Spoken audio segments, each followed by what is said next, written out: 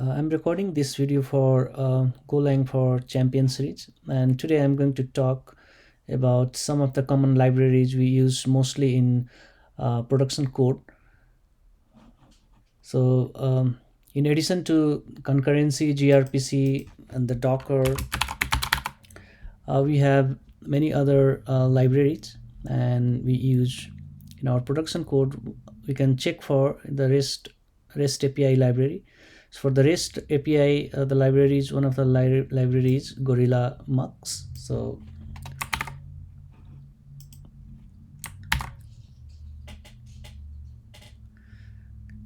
yeah, you can see the like here.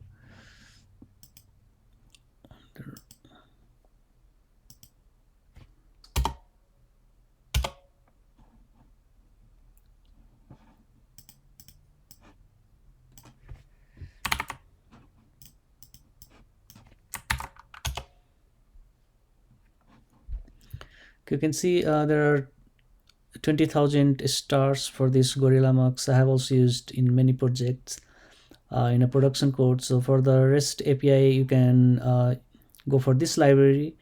Another library, or you can also say the framework for the REST API, is Gin, and this is also the popular one. So there's a more like or stars here. So I prefer these two, either Mux, Gorilla Mux, or the Gin. And also we need the Swagger. Either you go for Mux or the Gin. In both case we need the Swagger.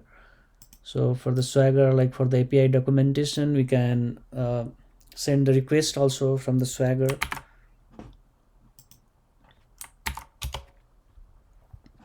So it's 9,000 stars, so that's also good. So for the REST API, you can use this library. For the testing library, you can use GoConvey and the Testify.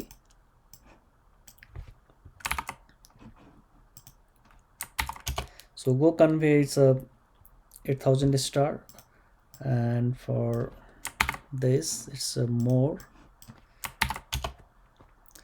It's a 22,000 stars. So Testify is very popular. You can use either Testify, or you can use the combinations of both.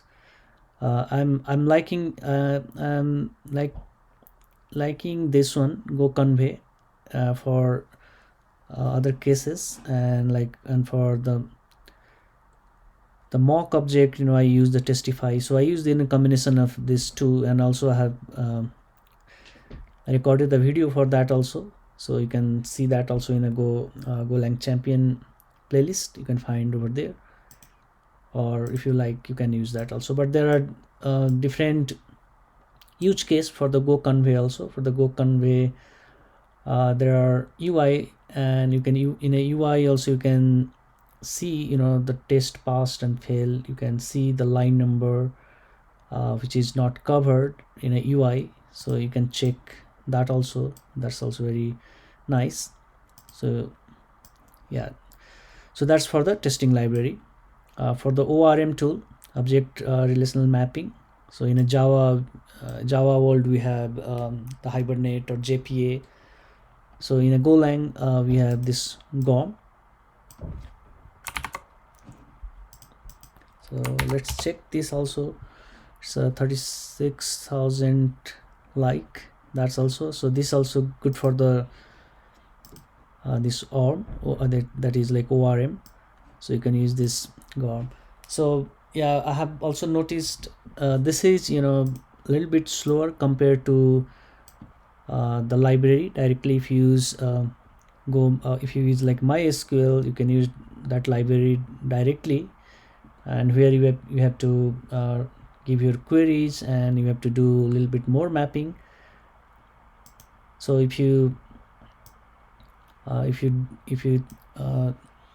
decide for the performance, if you need the higher performance, then you can use directly without ORM. You can use the library directly over there. But for the easiness, this ORM is good, and it's not like very slow, but I I checked, one of my example. I created my own example, and then for the query, it was one of the query. It was taking 200 millisecond, and this one was taking like almost like 500 to 800 millisecond. So a little bit, more, but I think it's okay. So I have used, both based on the scenarios. I have used the Golang, I have used the plain library itself.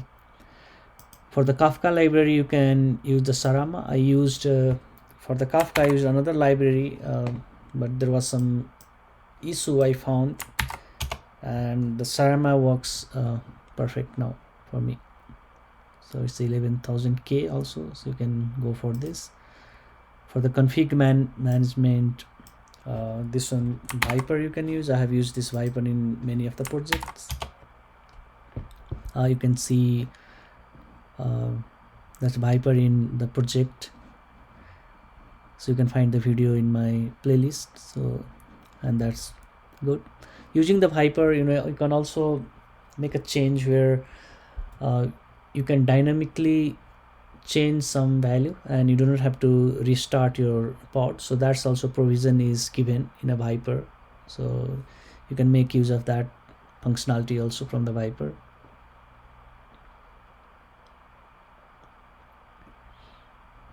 For the logging, the Logros is one of the good library, so I have used in many of the projects. So you can go for Logros also. And there is another one, Lumberjack, that you can use the combination with this Logros. So 24,000 like. And the Lumberjack, you can see documentation is a Go package for writing logs, rolling files. So for that you can use this. For the AWS, you can use AWS SDK Go or AWS SDK Go v2. So both you can use. For authentication and authorization, we can use JWT. There are many other ways also. But these are some common libraries we can use in our projects. So I have created, the videos in almost all except few. One of the Swagger is, in the future sometime I will create video for the Swagger also.